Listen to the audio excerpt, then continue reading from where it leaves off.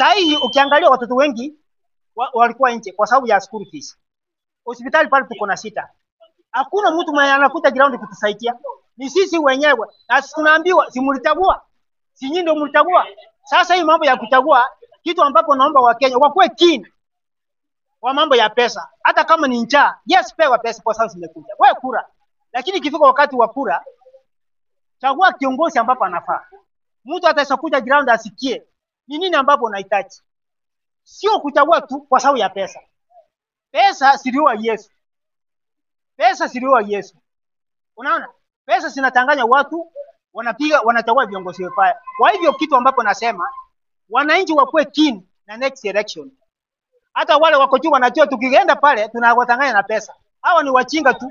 Pesa zetu ndio tunafanya ndio maana wakikuja ground hawafanyi kazi kwa sababu nakwambia mimi nilikununua. Nini unaniuliza na ikifika wakati utanunuliwa pato.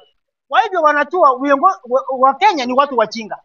Sasa kitu tutafanya, wote walete pesa tukule, lakini ikifika wakati wa kupiga kura, wewe chagua kiongozi ambapo anafaa atakusaidia na mbele. Hiyo ni kitu mimi nasema.